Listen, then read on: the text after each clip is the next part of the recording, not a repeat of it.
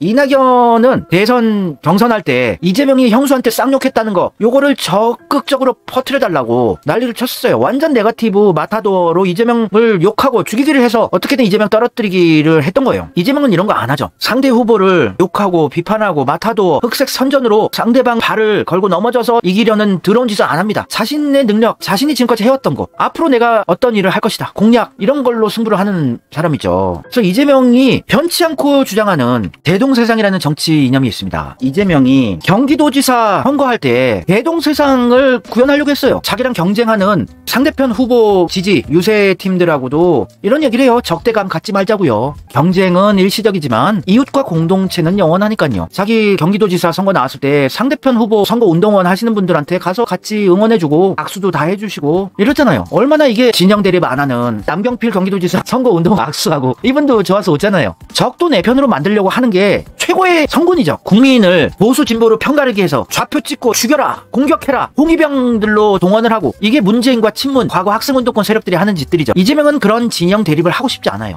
다 같이 행복한 세상을 만들고자 하는 게 이재명의 정치 철학 아닙니까? 대동세상의 대동이 무슨 뜻입니까? 큰 대자에 같을 동자예요. 모두 다 똑같다. 공산주의적 개념이 아니라 부자건 가난한 자건 누구나 행복한 세상을 만들겠다는 게 요점이에요. 자본주의 사회에서 돈 많은 게 죄는 아니잖아요. 가진 자들도 만족할 수 있게, 많이 못 가진 분들도 만족하는, 이게 진짜 멋있는 세상이죠.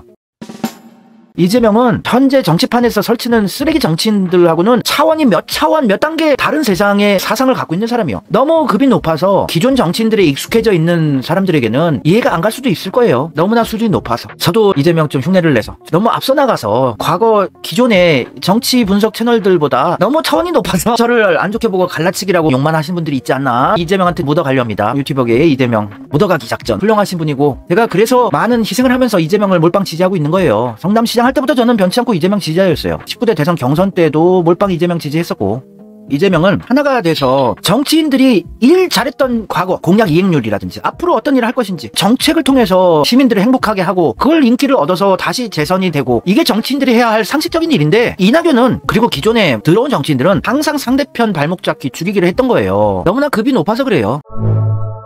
이재명은 이런 얘기를 과거에 했었어요. 대선 전에 경기도지사 할 때 윤석열에 대한 평가를 내려달라는 기자들의 부탁에 자기는 구태정치 안 하고 잘하기 경쟁을 하고 싶다고. 그래서 윤석열에 대한 평가를 부탁하니까 자기는 사람에 대한 평가는 하긴 거시기 하고, 나는 우리 편이니까 우리가 반드시 이겨야 된다, 이런 생각을 하기보다는 누가 더 국민의 삶을 더 개선하고 누가 국민들의 주권의지에 더 부합하느냐 등을 놓고 잘하기 경쟁을 했으면 좋겠다. 이게 진짜 정치인이 해야 할 일이고 우리나라 정치판이 지향해야 할 목표점이에요. 지향점입니다. 보수나 진보나 그 어떤 정치인들도 정치판에 나오는 이유가 뭐겠습니까? 국민들 행복하게 해주고 우리나라 잘 살게 하려는 목적들을 가지고 정치판에 뛰어드는 건데, 그 방법이 다를 뿐이에요. 진보적인 방식으로 국민들 행복하게 해주겠다, 보수적인 방식으로 행복하게 해주겠다. 그래서 서로 잘하게 경쟁, 누가 더 국민 행복하게 해줬나, 요걸로 뽑아주는 게 상식적인 정치판이고 선진적인 정치판이죠. 근데 지금까지 그러지 못했어요. 상대방 조직이 진영 대립, 이념 대립해서 상대방 조직이. 이재명 그런 거 안 했잖아요. 누가 더 국민의 삶을 개선하고 누가 더 국민들 행복하게 해주냐, 누가 더 국민들의 주권 의지에 부합하느냐 등을 놓고 잘하기 경쟁하고 싶다고, 대선 전에 서로 욕하고 이런 거 안 하고 누가 잘하냐 이걸로 경쟁하고 싶다고 얘기를 했었어요.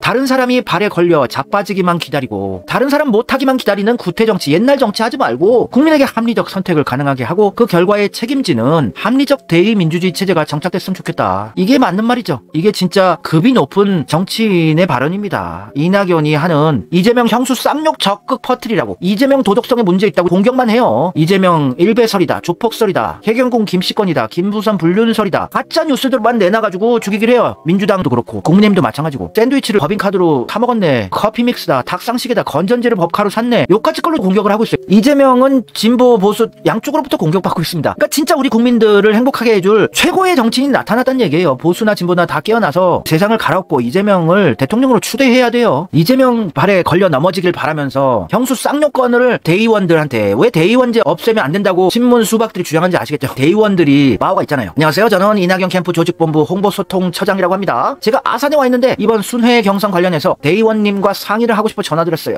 시간 되실 때 만나 뵙고 말씀 나누고 싶은데 연락 한번 주세요. 이러면서 형수 쌍욕을, 이재명이 형수한테 욕설을 심하게 했다, 녹음 파일 좀 퍼뜨려 달라고. 참나.